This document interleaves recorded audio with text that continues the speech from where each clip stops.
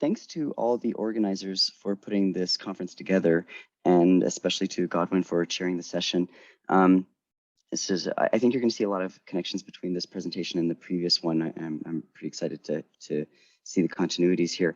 I'm Ryan Burns from the University of Calgary in Alberta, Canada, and I'm presenting a paper co-authored with Morgan Mouton that just came out about 2 months ago in regional studies. And so I am just providing some brief overview of what that paper is about. And I welcome you to look at that paper later on. The paper is entitled Digital Neo-colonialism and the Smart City. We start this paper by and reflecting on the outrage that occurred around the terms and conditions of the Face app, smartphone app, in 2019 when it was first released.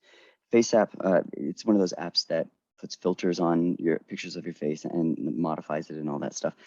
You probably heard about the outrage that happened that occurred when this app was released, largely around how intrusive and invasive its terms and conditions were. And in particular, the fact that as you can see at the bottom there, that it's without compensation to you as the user.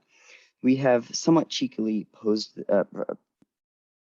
this aside alongside Google's former catchphrase, "Don't be evil." And we think it's funny, if not telling, that Google no longer has that motto.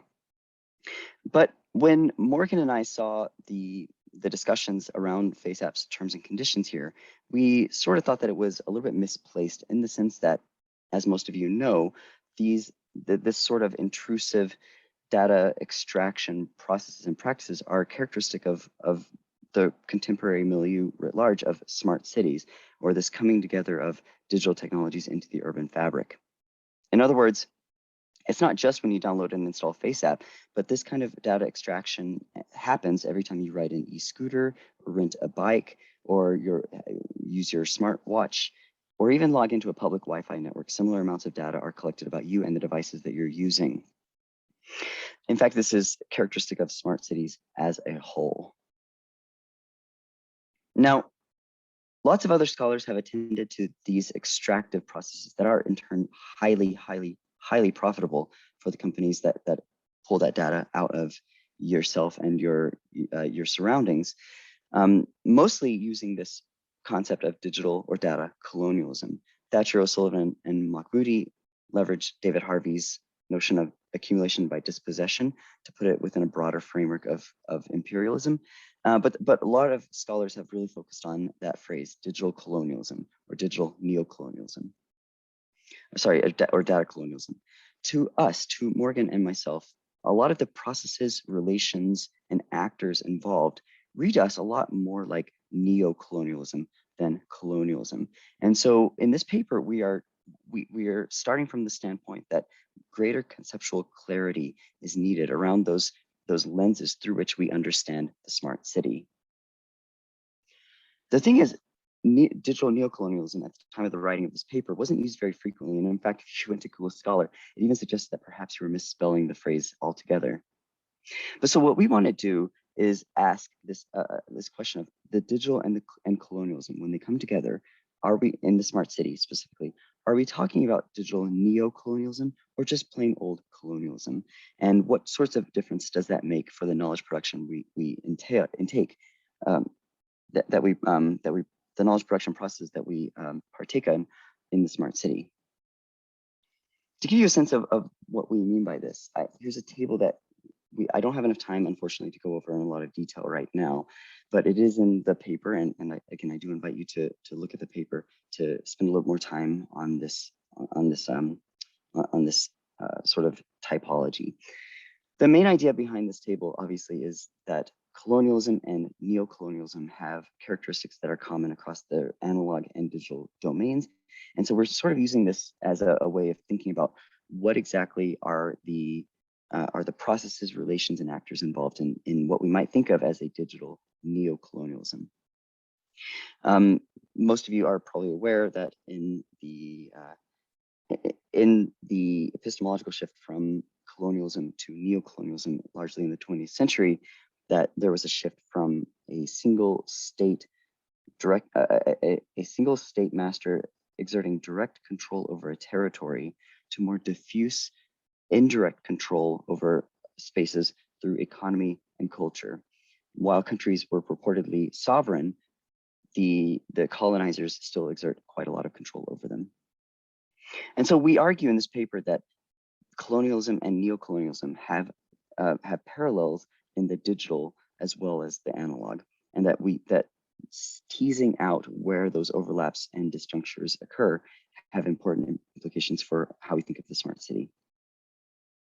Our main argument here is that applying a specifically neo-colonial lens helps draw deeper insights into social and political economic processes and relations, in particular with regard to smart cities knowledge politics. So we explore this argument in a 5-year ongoing research project in Calgary, Alberta. I don't want to say very much about the methodology right now, but I would be happy to return to it in the Q&A afterwards. What I want to say right now is just to note that what you're going to see is drawing on a combination of the city's formal smart city program, but also specifically its open data platform, which, as Sarah Barnes has argued, open data is a key component of smart cities. And we focus primarily on the knowledge politics. What does it mean for knowledge politics when we think of the smart city as neo-colonial? First of all, we argue that a neo-colonial smart city has different and distinct epistemological priorities and claims that is founded in a realist epistemological framework grounded in Euclidean geometries. So examples of the kinds of data sets that circulate in smart cities include miles ridden on bike share, discrete locations of occurrences of a range of phenomena, heart rates, and 5G hotspots and locations. Within Calgary, the city put together a formal application for the federal level Canada Smart City Challenge a few years ago. And in that, they said that they would measure the outcomes of their project of the Smart City program in these ways. You can see a lot of mentions of things like uptake and adoption rates, satisfaction ratings, and increases in numbers, all these quantitative metrics that lend themselves very, very well to a realist epistemological framework. And on the right, you see the way in which it's grounded in these Euclidean geometries, where objects, in this case, playground equipment, have discrete boundaries and locations with XY coordinates, most notably for geographers, latitude and longitude. What this means is that urban problems are knowable and actionable through data and metrics, and solvable through technology and technological solutionism. For example, the category of human experience that we think of as infrastructures is something I wanted to point out without knowing about the previous presentation. Infrastructures is knowable through device connectivity rates, and endpoint devices are knowable through discrete devices that collect, produce, and circulate data. And on the right, pedestrian collision injuries, most often with vehicles, mask the deeper political histories of how cities have been developed for vehicles and not for pedestrians. So it masks a certain politics of being in the city by framing all this as a data problem. However, as hegemonic as this epistemological framework is in the neo-colonial smart city, I want to highlight that there are cracks and fissures that portend a different kind of smart city, or at least its potential. Jean, one of the city's smart city leaders, told us in an interview that municipalities are reclaiming that term smart cities. By the way, they're taking it back from industry. We're starting to learn that platforms will not just solve all our problems. Within the smart city, the neo-colonial smart city, experiences, knowledges, and phenomena become legible within broader smart city discourses, insofar as they meld with extant data models and databases. Here you can see a screenshot of Calgary's open data platform. Every data set that goes into the platform has to be categorized into one of those categories. Here, landfills have been placed in the environment category. This platform was developed by the private sector company Socrata. And as you see here, Graham, the leader of Calgary's open data platform, says that Socrata, this private sector company, creates the categories, and then we look at our existing data inventory and begin to identify and determine this data set belongs in category A or B or C. 5 minutes more, yeah. Thank you. We followed what other government bodies have done in categorizing their data under those respective themes.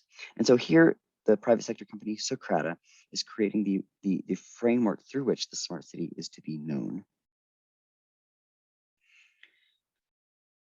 In case you don't know, open data typically are platforms for the government to release its data holdings to the public and very little else. And in that way, it excludes much more knowledge, experience, and phenomena than it includes. It excludes, for example, data of a personal or emotional nature, relational, based in relational geometries, for example, or data with irreconcilable licensing agreements, and grassroots and citizen-generated data. Graham continues here. There's nothing technical that would actually stop this from appearing there. It's more of a political or administrative problem. To draw some stronger connections to digital neo-colonialism, what this means is that the neo-colonial smart city frames the urban as a new accumulative terrain. There is an accumulation on knowledge, and the neo prefix introduces some nuances. There is a hidden extent of beneficiaries of your data production that you undertake in the smart city. It is knowable, but it isn't accessible when you produce those data or when they are extracted from you. And they are performative. They frame the ways you think about relations, social networks, and environmental or urban interactions. Lastly, the last thing I'd like to point out here is that we want to reflect now on whether calling it a digital neo-colonial smart city requires that we adapt this undertake for resisting the smart city or resisting digital neo-colonialism. We note that many of the strategies offered to resist digital colonialism actually support and play into the digital neo-colonial frame that relies on this tech-savvy, entrepreneurial, enlightened individual to wear the right kinds of glasses or to get a face tattoo or even to write SQL code into your vehicle's license plate to trick the automatic toll cameras.